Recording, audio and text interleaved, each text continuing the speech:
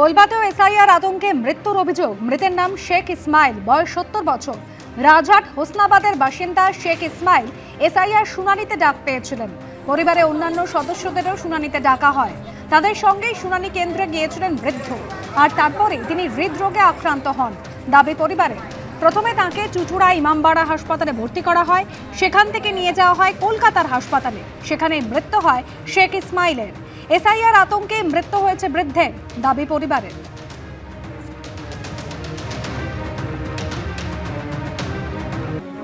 আনন্দপুরে নাজিরাবাদে যে দুর্ঘটনাস্থল, সেখানে আজকে বিজেপির 20 জন বিধায়ককে নিয়ে যাওয়ার কথা গতকালই জানিয়েছিলেন বিরোধী দলনেতা শুভেন্দু অধিকারী। কিন্তু তার পরপরই প্রশাসনের পক্ষ থেকে বিএনএসএস এর 163 ধারা সেখানে জারি করা হয় এবং সেই সংক্রান্ত নোটিশও দেওয়া হয়। আর এই নিয়েই আদালতের অনুমতি চেয়ে ইতিমধ্যেই আদালতের দ্বারস্থ হয়েছেন শুভেন্দু অধিকারী। দুপুর 2টোয় আর কিছুক্ষণের মধ্যে সেই মামলার শুনানি শুরু হওয়ার কথা রয়েছে। শুধু ঘটনাস্থলে যাওয়া নয়, তার পাশাপাশি মহামায়াতলা থেকে নরেন্দ্রপুর থানা পর্যন্ত মিছিলও করতে চান বিরোধী দলনেতা, যদিও পুলিশের তাতে আপত্তি রয়েছে। বিস্তারিত জানবো, আমাদের প্রতিনিধি ঐশী মুখোপাধ্যায় রয়েছেন আমাদের সঙ্গে। ঐশী, পুলিশের পক্ষ থেকে এটি কি যুক্তি দেওয়া হয়েছে? এই মিছিলে কি কারণে তাদের আপত্তি? একেবারে দেখো, আগামী সপ্তাহ থেকে মাধ্যমিক। এখন কিন্তু দেখা যাচ্ছে স্কুলে স্কুলে ছাত্রছাত্রীরা অ্যাডমিট কার্ড নিতে যাচ্ছেন, এবং যে রাস্তা দিয়ে মিছিল হওয়ার কথা সে রাস্তায় হাসপাতাল এবং স্কুল পড়ে। সে কারণে কিন্তু যারা যাবেন, অর্থাৎ জনস্বার্থর কথা মাথায় রেখে কিন্তু সাধারণ মানুষের সমস্যা যাতে না হয়, সে কারণেই কিন্তু এই মিছিলের অনুমতি দেয়নি পুলিশ, এমনটাই কিন্তু জানা যাচ্ছে পুলিশ সূত্রের পক্ষ থেকে। বারুইপুর পুলিশ জেলা কিন্তু আজকে জানিয়ে দিয়েছে যে এই মিছিলের কোনো রকম অনুমতি তারা দিচ্ছে না। মহামায়াতলা থেকে মিছিল করার কথা ছিল নরেন্দ্রপুর পর্যন্ত। কালকে প্রেস কনফারেন্স করে সাংবাদিক সম্মেলন করে জানিয়েছিলেন শুভেন্দু অধিকারী যে তিনি ঘটনাস্থল পরিদর্শনে আসবেন এবং তার পরবর্তীতে নরেন্দ্রপুর থানা পর্যন্ত যাবেন।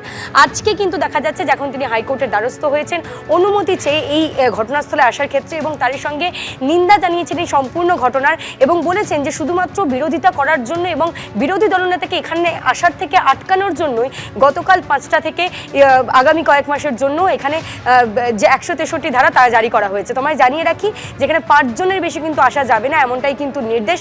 এবং তারই সঙ্গে পুলিশ কিন্তু রীতিমতো এই সমস্ত জায়গায় যে সমস্ত দেওয়ালগুলি রয়েছে সেখানে কিন্তু পোস্টারের মাধ্যমে উল্লিখিত করে দিয়েছে এই বিষয়টি, যে পুলিশের নির্দেশ রয়েছে যে এখানে কিন্তু 163 ধারা জারি রয়েছে, তাই 5 জনের বেশি জমায়েত করতে পারবেন না। এবং তারই সঙ্গে যে মিছিল, সেই মিছিলেও কিন্তু বারুইপুর জেলা পুলিশ ইতিমধ্যেই নিষেধাজ্ঞা দিয়ে দিয়েছে। অর্থাৎ মিছিল এবং এখানে বিরোধী দলনেতার আশা নিয়ে যে জল্পনা যে বিষয়টা ছিল, সেটা কিন্তু এখন দেখা যাচ্ছে যে সেটা কিন্তু প্রশ্ন চিহ্নের মুখে। অন্যদিকে কিন্তু দেখা গেল কিছুক্ষণ আগেই বম্ব স্কোয়াডের পক্ষ থেকে এই সম্পূর্ণ এলাকার সুরক্ষা নিরাপত্তা সুনিশ্চিত করতে কিন্তু সার্চিং হয়েছে। সেক্ষেত্রে কিন্তু এটাও বোঝা যাচ্ছে যে তিনি কিন্তু আসতে পারেন, এবং সেই মর্মেই কিন্তু দেখা যাচ্ছে যে অনেকের পরিবার তারা কিন্তু এখানে এসেছেন, তারা দেখা করতে চান বিরোধী দলনেতার সঙ্গে।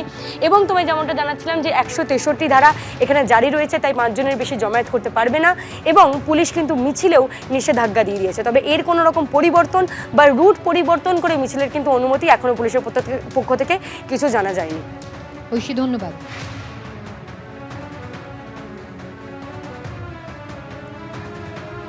ফলে এবার আদালতের তরফে কি নির্দেশিকা দেওয়া হয়, তার কারণ ঘটনাস্থল এবং তার আশপাশে 100 মিটারের মধ্যে যে বিএনএসএস এর ভারতীয় নাগরিক সুরক্ষা সংহিতার 163 ধারা লাগু করা হয়েছে, এই অবস্থায় শুভেন্দু অধিকারী 20 জন বিধায়ককে নিয়ে যে যেতে চাইছেন, যার উপরে এই নির্দেশিকা জারি করা হয়েছে বিএনএসএস এর, যার বিরোধিতা করে যেতে চেয়ে কলকাতা হাইকোর্টে দ্বারস্থ হয়েছেন বিরোধী দলনেতা। দুপুর 2টোর পর শুনানি শুরু হলে কি হয় সেখানে, সেদিকে নজর থাকবে। কিন্তু রাজনৈতিক চাপানুতর তা নিয়ে তুঙ্গে উঠেছে।